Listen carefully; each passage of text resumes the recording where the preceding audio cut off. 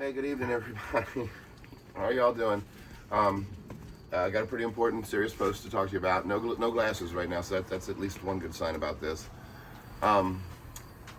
Ironically, I guess you could say, shortly after I made that post Saturday about Zoey, scratching her eye out. I'm sorry, her eye socket because she gets little scabs. Something totally isolated from it happened, but it turns into something very major. Zoey, about a half an hour later, went into a seizure, and as you guys know, we have our own CBD products, and CBD has always pulled the dogs, including the 2 seizures that Zoey has ever had prior to this. Pulls them right out. Well, this time pulled her out, but 2-3 minutes later, she goes right back in. Give her more, pulled it out, right back in. Heart rate starts to have a problem. Breathing's having a problem. This was scary. She ended up having cluster seizures to the tune of maybe 30 or 40 of these things in an hour. And the reason it took that long is because, like, for 20-30 minutes, we're trying to, last thing I want to do on a weekend is take a dog in to the hospital, to where I just feel like there's no, on the weekends, I feel like you're a little out of touch with everything. Not to mention, emergency vets, and I just wanted to exhaust every option. So it took 20-30 minutes to realize we're not fixing it. We got to get her into the hospital. And then another 30 minutes to get there.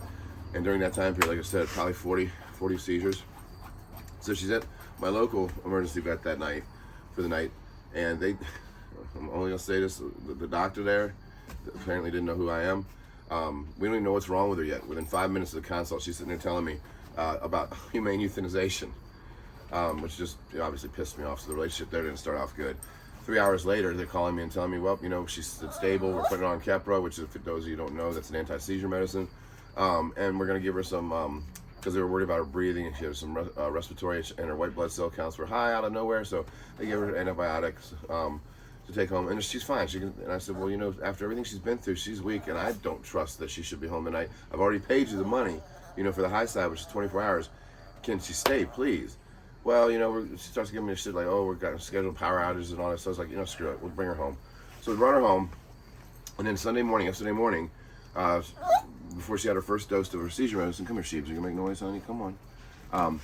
Before she got her first dose of her seizure medicine, she experienced a seizure. And then 20 minutes later, she experienced another one. Now, this is already scaring me, because I'm thinking, wow, she should have stayed the night. But other than that, it's like, okay, she's just weak, she's lethargic, she's been through hell. Well, later on, by the end of the day, we're noticing that lethargy and literally like a blank sheet, like she can't focus on anything. Now, she did have a moment where she ate like a horse, but then about an hour after that, just nothing. And no more seizures, but her heart rate steadily started dropping. So I ran to the really good emergency vet that we use all the time, the Life Center in Leesburg. It's about 45 minutes, almost an hour away from here. But they have a neurologist, a cardiologist. They have all my all my favorite, departments, all in one building. And by the time we got her there, her heart rate was down to like 50 beats a minute, and it should be between 90 and 160. So that was terrifying. And of course, as soon as we get there, and the doctor starts talking to me, and she's like, yeah, this is not good. We're really concerned about it. I was like, oh shit, what's happening? This is Zoey, man. This isn't, so, and Zoey's 9, by the way. I've had her since she was 5. So anyway, the plan of attack was to keep her stable, get her heart rate up, which over the course of the last time I talked to them, I think it was 2 a.m. I haven't slept much. And her heart rate had normalized, but they were concerned because, like, when they were examining her heart rate would be up to where it normally should be, but when she would go to her resting heart rate, it would continuously drop back down over the course of the night with antibiotics IV fluids and everything and whatever else they were doing. It slowly came back to normal.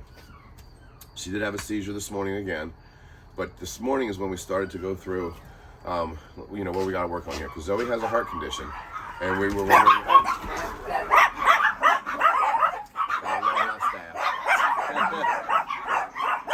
Hold on, guys.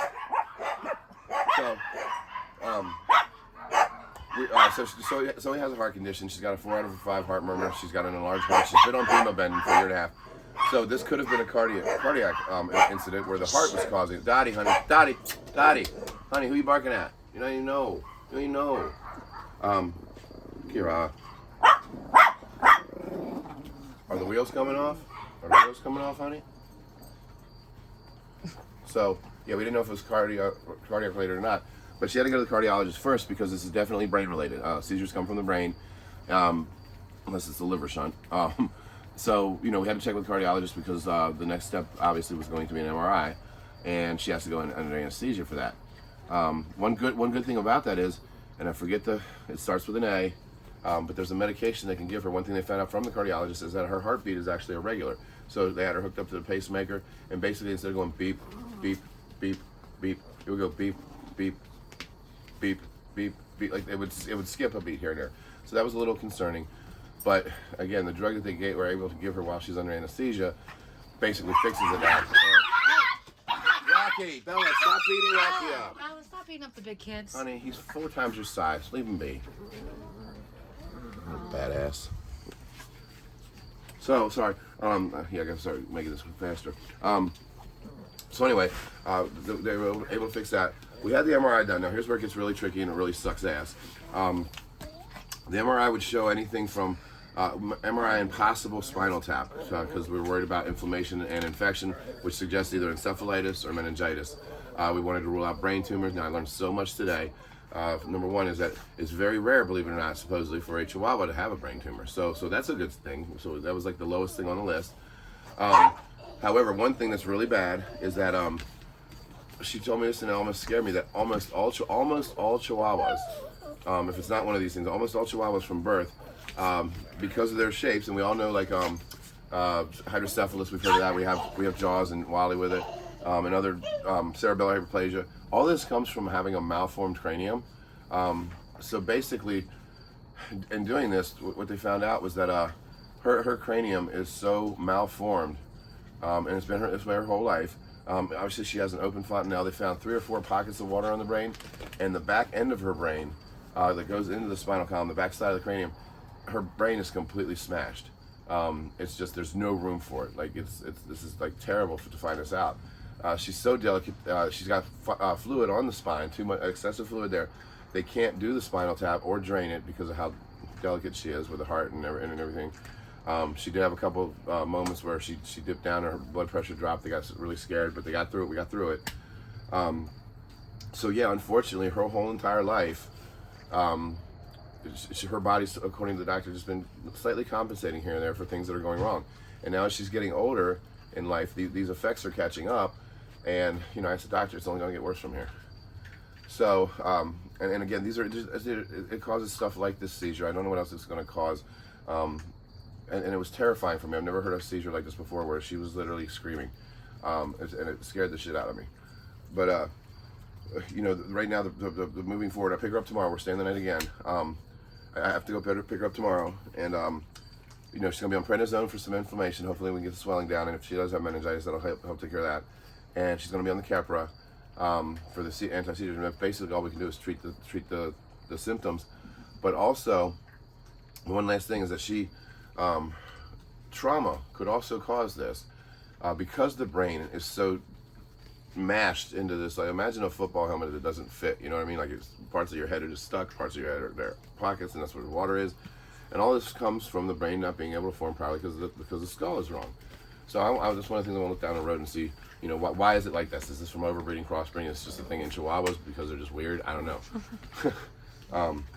But anyway, so trauma, obviously with an open fontanelle, a bump to the head.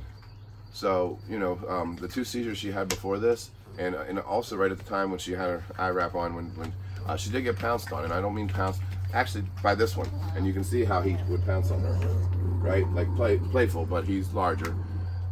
That could have actually been what caused this to start. The last 2 times she actually fell off a chair and fell off the couch, not very far obviously, or jumped off at one point, and this was years ago, and hit her head, and both times, yep, sure enough, right into a seizure. So it's almost like it doesn't take much. It does not take much impact at all because of how misshapen the brain is, or the brain now too, but the skull is, to cause that kind of trauma and vibration to set her off into doing this. So moving forward, Zoey becomes, if she wasn't delicate before, ultra delicate at this point. She's a breakfast clubber for life now, even though she's not going to like it. We always try to keep her calm, instead of going after her Nugget. But yeah, I'm sorry I haven't been very, very much on the page. We've been dealing with this all weekend. I mean, we have some answers. It's scary, but I never expected this with my little girl Zoey. She's, other than her eye and her heart, which was doing good, I thought it was perfectly healthy. So, yeah, there you go. So prayers for Zoey, and I'll do a follow-up video tomorrow when we get her.